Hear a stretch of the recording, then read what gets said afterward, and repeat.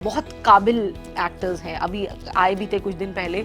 मुझे लगता है कि मनोज बाजपेयी एक अभिनेता के रूप में उनकी जो पहचान है वो तो अब हम सब देख रहे हैं। जो यात्रा है वो बहुत दिलचस्प, बहुत ही प्रेरक और बहुत ही रोमांचक है। जब आप एक नए शहर में जो तेजी से भागता दौड़ता किस शहर तरफ जा रहे तो हो, फिर आपका हाँ। तो वो और कुछ वहाँ आपके लिए प्लान नहीं है, ऐसा नहीं है कुछ रखा हुआ है आपके लिए। जिद जो है कि किसी चीज को करने की जिद, वो उनकी शख्सियत में उनके पिताजी से आई और जो अनुशासन है वो उनकी माँ से उनको विरासत में मिला। कहते हैं कि आपके खुद के इमोशनली इवॉल्व होने, बतौर इंसान गहरी समझ रखने की एक बहुत बड़ी जो पहचान होती है वो ये होती है कि आप सामने वाले को कितना गहरा समझ लेते हैं। और हालांकि समझने का दावा आज की दुनिया में हर कोई करता है, लेकिन उसे तरीके से बयां कर पाना बहुत मुश्किल होता है। बहुत गहरे उतरना पड़ता है उन विचारों में, उन सिचुएशंस में जिसमें सामने वाला गुजरा हो। और फिर आप जब उस शख्स के बारे में बातें सामने लेकर के आते हैं जिसमें जो उसे समझता है, पढ़ता है, सुनता है, वो डूब जाए तो क्या कहने। और एक ऐसे ही कलाकार हैं मनोज वाजपेयी, जिनका आज है जन्मदिन। तो सबसे पहले तो वाजपेयी साहब आपको जन्मदिन की मुबारकबाद। और उनका तोहफा ये कि उन पर बेहद खूबसूरत किताब लिखी है पीयूष पांडे ने, जो वरिष्ठ पत्रकार हैं और किताबें तो कई लिख चुके हैं, व्यंग की शैली के लिए भी वो जाने जाते हैं। लेकिन मनोज वाजपेयी पे उन्होंने कुछ ऐसा लिखा है जो बहुत गंभीर है और पढ़ना चाहिए। तो हिंदी में भी ये किताब आ चुकी है पेंगुइन की, और ये अंग्रेज़ी में अब छपी है जिसकी हर तरफ चर्चा है। तो हमारे तो घर के ही सदस्य हैं, तो हमने कहा क्यों नहीं चर्चा होनी चाहिए। और वाजपेयी साहब से गहरी बॉन्डिंग रही है पीयूष जी की। तो आज उनका जन्मदिन है, तो हमें लगा कि एक ऐसी शख्सियत जिसने बहुत मेहनत संघर्ष से अपना मुकाम बनाया है पूरी दुनिया में, उसके बारे में आप किसी ऐसे ही शख्स से बात करना पसंद करते हैं जो वाकई में उन्हें जानने का दावा कर सकता है। तो पीयूष पांडे हैं ऐसे। तो पीयूष जी, सबसे पहले तो कॉन्ग्रेचुलेशंस, आपका इंग्लिश एडिशन भी आ गया। I think so many people were waiting for this. तो बहुत बड़ी मुबारकबाद। धन्यवाद, आपने इतने सुंदर शब्दों से शुरुआत करी। निश्चित तौर पर इंग्लिश संस्करण अभी अभी आया है 10-15 दिन पहले ही, और अब मतलब प्रचारित हो रहा है, प्रसारित हो रहा है। तो अब देखते हैं इस पे इंग्लिश पे कैसा फीडबैक है। हिंदी पर फीडबैक बहुत अच्छा है। बहुत अच्छा था, बहुत बहुत खूबसूरत किताब। मतलब एक शख्सियत के कई आयाम होते हैं, क्योंकि बहुत सारी लेयर्स होती हैं। हर उस लेयर को खूबसूरती से उकेरना ये चुनौती होती है, और ये वही कर सकता है जिसने वाकई में बहुत गहरे पैठ बनाकर, गहरे उतर कर जाना हो उस शख्स के बारे में। मनोज के बारे में बात करते हैं पीयूष जी, आज जन्मदिन है उनका। और बहुत काबिल एक्टर्स हैं, अभी आए भी थे कुछ दिन पहले, तब भी। और सबसे अच्छी बात है उनकी 100वीं फिल्म आने वाली है। ज़रा जिस संघर्ष के दौर से उन्होंने शुरू किया, 100वीं फिल्म के मुकाम पर पहुंचना, भैया जी उनकी 100वीं फिल्म होगी। और 99th फिल्म के लिए वो आए थे, साइलेंस 2 के लिए, जब हमारी बात हो रही थी। तो मुझे लगता है what it takes to be Manoj Vajpayee, क्योंकि आपने तो इतना उनको जाना पर्सनली भी, फिर उन पर इतना आपने रिसर्च किया। क्या कैसे इंसान मनोज वाजपेयी बनता है? क्या सबसे खूबसूरत चीज़ें उनके किरदार की जो आपको लगता है उनको अलहदा बनाती हैं? देखिए, मुझे लगता है कि मनोज बाजपेयी एक अभिनेता के रूप में उनकी जो पहचान है वो तो अब हम सब देख रहे हैं, लेकिन उनकी यात्रा जो है, जो पूरी एक छोटे से गांव से निकलकर दिल्ली के रास्ते मुंबई तक पहुंचने और मुंबई में टिके रहने की जो यात्रा है वो बहुत दिलचस्प, बहुत ही प्रेरक और बहुत ही रोमांचक है। और वही यात्रा मनोज वाजपेयी को बहुत खास बनाती है, क्योंकि बहुत सारे अभिनेता हैं जिनको सफलता मिली और बहुत बड़ी सफलता मिली। अगर हम तुलनात्मक रूप से देखें तो शायद मनोज वाजपेयी से ज़्यादा बड़ी सफलताएं मिली। उदाहरण के लिए शाहरुख खान और मनोज वाजपेयी साथ में थे बैरी जॉन के। शाहरुख खान बहुत बड़े स्टार हैं, लेकिन मनोज वाजपेयी बतौर अभिनेता मुझे ये कहने में हिचक नहीं है कि शायद शाहरुख खान से बड़े अभिनेता हैं, इसमें कोई शक नहीं, क्योंकि बतौर अभिनेता जिस तरह के रोल उन्होंने किए, जिस तरह के किरदार उन्होंने जिए हैं, और मनोज बाजपेयी का पूरा प्रोफाइल अगर आपने 100वीं फिल्म का जिक्र कर दिया तो 100 में से कम 10 से 15 या 20 फिल्में ऐसी हैं जो भारतीय इतिहास में लिखी जाएंगी। जब भारतीय सिनेमा का इतिहास लिखा जाता है, और मतलब कई बार लिखा भी गया है, लेकिन इसको जब भी हम और लिखेंगे तो 15-20 फिल्में ऐसी हैं, चाहे वो सत्या हो, शूल हो, कौन हो, अलीगढ़ हो, पिंजर हो, भोसले हो, गली गुलियां हो, तो ये सारी फिल्में जो हैं जिसमें मनोज बाजपेयी कहीं गुम हो जाते हैं, वो किरदार हमारे बीच में रहता है। और जो आपने पूछा कि क्या खास बनाता है, तो मुझे लगता है कि उनकी पूरी यात्रा जो है वो उन्हें बहुत खास बनाती है। The toughmanship, the hardship he is exactly, इतनी बार खारिज होने के बाद, इतनी बार रिजेक्ट होने के बाद वो बेलवा से जब चले तो एनएसडी की उनका सपना था कि राष्ट्रीय नाट्य विद्यालय में वो आएंगे पर एक बार नहीं, 2 बार नहीं, 3 बार नहीं, 4 बार राष्ट्रीय नाट्य विद्यालय ने उन्हें रिजेक्ट किया। और ये तब हुआ जबकि वो 3 साल दिल्ली में रह के स्ट्रीट थिएटर कर चुके थे, यानी एक तैयारी उन्होंने कर ली थी, उसके बावजूद वो रिजेक्ट हुए। और उनके पास वो बहुत सारे इंटरव्यूज़ में ये बात कह चुके हैं, जो इस किताब में भी जिक्र है, कि उनके पास प्लान बी नहीं था। जब पहली बार रिजेक्ट हुए तो उन्हें समझ में नहीं आया कि क्या किया जाए, और कई बार उनको खुदकुशी की भी बारे में भी विचार आया कि क्या करूं मैं, प्लान भी नहीं है। लेकिन उस दौर से निकलते हुए 4 बार रिजेक्ट होने के बाद फिर वो जुटे काम में। फिर बैरी जॉन के साथ उन्होंने एक थिएटर ग्रुप जो TAG थिएटर एक्शन ग्रुप था उसको ज्वाइन किया, और फिर एक यात्रा शुरू हुई थिएटर की। और बाद के दौर में मनोज बाजपेयी उस तरह के अभिनेता थे जो दिल्ली रंगमंच का सितारा था। दिल्ली रंगमंच में उस दौर में बड़ा नाम थे। बहुत बड़ा नाम थे। लेकिन फिर जब बम्बई पहुंचे तो फिर वहाँ रोल नहीं था, फिर वहाँ संघर्ष था, फिर मुंबई में एक नए सिरे से संघर्ष हुआ। तो उस आदमी के बारे में कल्पना कीजिए जो दिल्ली में बहुत बड़ा स्टार हो थिएटर का, जिसके अभिनय के बारे में लोग बात करते हो कि यार इसके जैसे देखिए, और मुंबई जाके वो एक छोटे छोटे रोल के लिए तरस रहा है। लेकिन उसके बाद वो फिर संघर्ष का दौर हुआ, कॉन्फ्लिक्ट उनके जीवन में चला है Piyush ji, because this is like chapter 4 which is right now open, darling Delhi, very like beautiful title आपने दिया है इसका चैप्टर का। तो डार्लिंग दिल्ली का ये चैप्टर है इस किताब में, और इसकी ये जो मैं पहली लाइन पढ़ रही हूँ, इसको आप इतना खूबसूरती से रिलेट कर सकते हैं उस शख्स के अंदर जो उस वक्त विडंबनाएं चल रही हैं, ऊहापोह चल रही है, सेल्फ कॉन्फ्लिक्ट चल रहा है, डिजेक्शंस के जो झंझावात है उससे जूझता हुआ एक इंसान बैठा है। ज़रा सोचिए, मतलब ये किसी का भी मेंटल स्टेट हो सकता है, मेरा, आपका, किसी भी, that it goes like, I was absolutely clueless in my initial days in Delhi.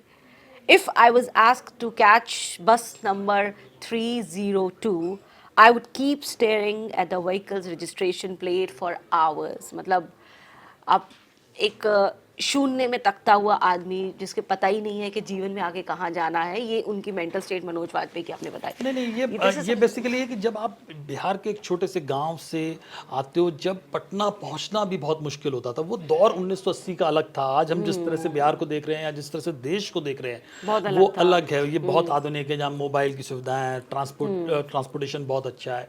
लेकिन उस जमाने में बेलवा से पटना पहुंचना भी बहुत मुश्किल होता था। उस दौर में वो दिल्ली जब आए, और उनकी उम्र बहुत कम थी, 17-18 साल की उम्र में वो दिल्ली आए ग्रेजुएशन करने के लिए। तब चूंकि पटना में, जब बेलवा में, बेतिया में जहाँ वो रहे, वहाँ कोई इस तरह की बसें रेड लाइन और ब्लू लाइन नहीं चलती थी। तो उनके लिए बड़ा अचंभे वाली चीज़ थी कि अब ये बस में उन्होंने किसी ने कह दिया उनसे कि 302 नंबर की बस पकड़नी है, तो पता ही नहीं है कि बस का नंबर कहाँ लिखा रहता है।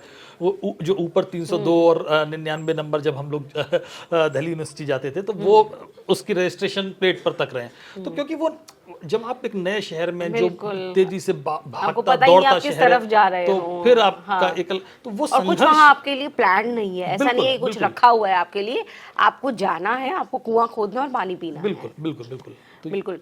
पीयूष जी, आपने इन किताबें लिखने के दौरान उनके परिवार के लोगों से, उनके करीबी लोगों से बात करी, तो मोटे तौर पे वो ट्रेट्स उनकी पर्सनालिटी के जिनसे सभी अग्री करते हैं, वो क्या आपको समझ में आते हैं? देखिए, ये मेरा सौभाग्य रहा कि मैंने जब किताब के दौरान उनके पेरेंट्स से बात कर पाई, क्योंकि उसके बाद 1 साल उनके फादर का निधन हो गया और उसके बाद उनकी मदर का देहांत हो गया।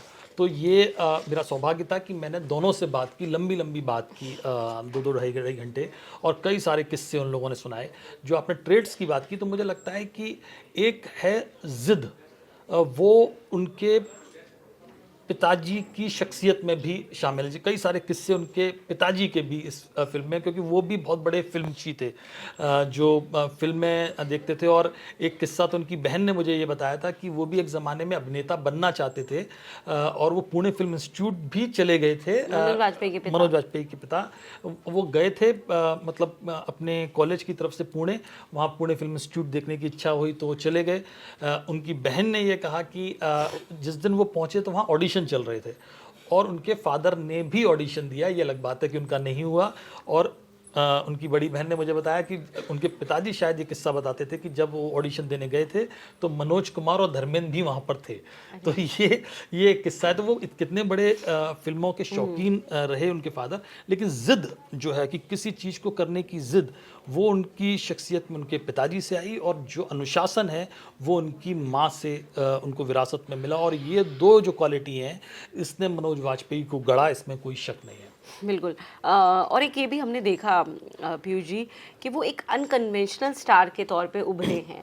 मतलब वो दौर जब आप इंडियन सिनेमा में सिर्फ गुड लुक्स की बात कर रहे हैं, hero should look like a hero पर से, वैसा होना, लंबा चौड़ा खूबसूरत टाइप का होना चाहिए कि देखते ही हवाओं में वायलिन बजने लगे, लड़कियां एकदम पागल हो जाएं।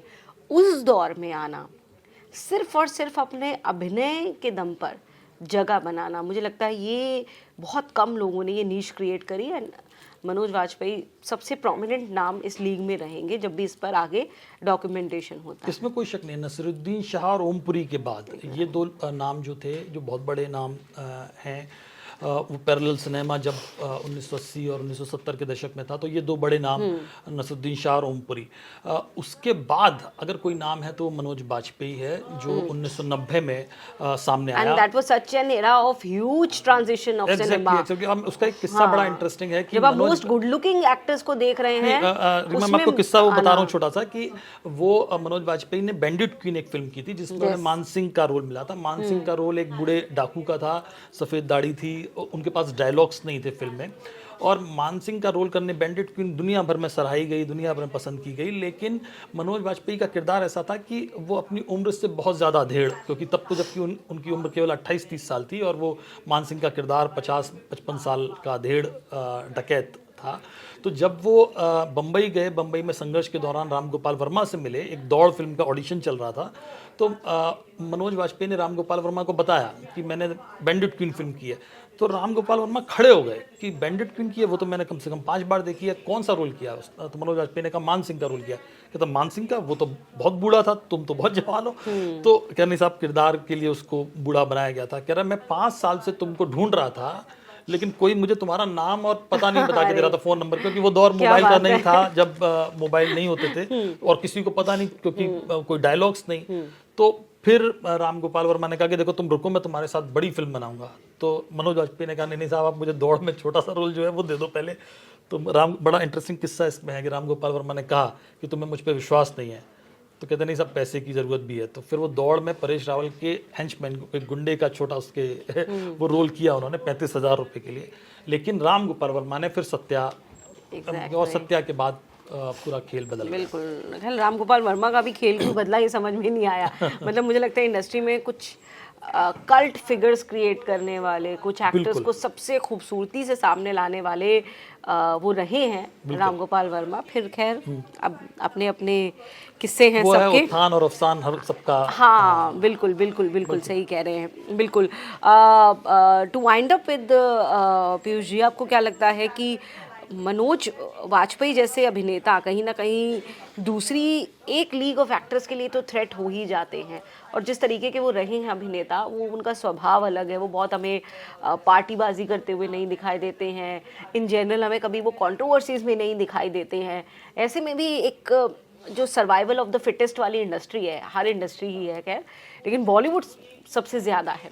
तो ये अपने आप में बहुत बड़ा चैलेंज है इस तरीके से इतने लंबे वक्त तक मुझे इंडस्ट्री में लगता है सर्वाइव अरिमत करना। ये थ्रेट से ज़्यादा मोटिवेशनल है। क्योंकि ये मनोज बाजपेयी कभी शाहरुख खान सलमान खान के लिए थ्रेट नहीं हो सकते, क्योंकि वो एक अलग लीग है। और मनोज बाजपेयी जिस तरह के अदाकार हैं, जिस तरह के एक्टर हैं, वो बहुत ही इंस्पिरेशनल हैं। उनको देख के एक पूरी जनरेशन बॉलीवुड में आई है। इसमें कई सारे लोगों का जिक्र है। पंकज त्रिपाठी ने तो कई मौकों पर कहा ही है कि बिल्कुल, मैं बिल्कुल।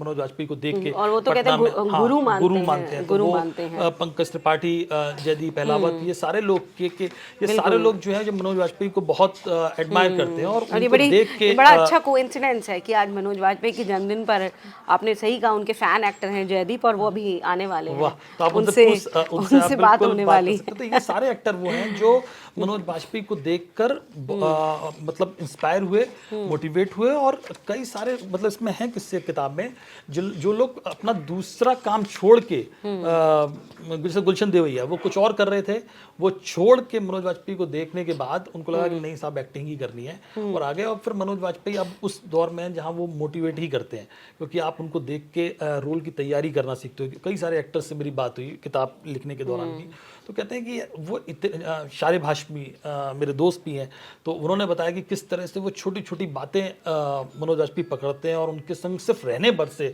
आप कैसे सीखते हो। तो ये सारी बातें हैं जो तो मुझे नहीं लगता कि वो थ्रेट हैं, वो मोटिवेट करते हैं। और उनके साथ काम करना आज की तारीख में कई सारे युवा जो एक्टर्स हैं उनको कुछ सीख देता है। बिल्कुल आपने सही कहा पीयूष जी। और मुझे लगता है कि मनोज वाजपेयी जो शख्सियत है, जो किरदार है, उनके बारे में सुनते रहना, उनके बारे में कहते रहना एंडलेस है। मतलब ऐसा लगता है कि पीयूष जी के साथ ये चर्चा जो है हमारी अभी अगर घंटों भी चलती रहे तो इतने सारे किस्से उनकी शख्सियत के और उनके आसपास के लोगों के साथ जुड़े हुए निकल कर सामने आएंगे। लेकिन इन्हीं की किताब की जो एक्नॉलेजमेंट्स है उसमें से मैं ये कुछ लाइनों के साथ चाहूँगी मैं वाइंड अप करूँ। Just as it takes multiple forces of nature to transform a seed into an imposing, magnificent tree, being able to narrate Manoj Bajpayee's life story is the culmination of the efforts of an army of individuals. So, Exactly. Piyush ji, लेकिन आपने ये बड़ा बेहतरीन काम किया है कि एक खूबसूरत शख्स, विराट व्यक्तित्व है जिनका, उनको अगर आप कहीं समेट कर पढ़ना चाहते हैं, जिनके बारे में काफ़ी हद तक तो आप जान ही जाएंगे। So this is the book for you, Manoj Vajpayee the definite biography by Piyush Pandey. तो आज इस बेहद खूबसूरत, बेहद रिस्पेक्टेड एक्टर मैं कहूँगी, सेल्फ मेड एक्टर, संघर्षों झंझावातों से जूझ करके एक तपे हुए सोने के जैसा एक्टर मनोज वाजपेयी। और thanks Piyush ji for giving us such a lovely मतलब बुक। आपने समय दिया, किताब पढ़ी और इस पर बात की।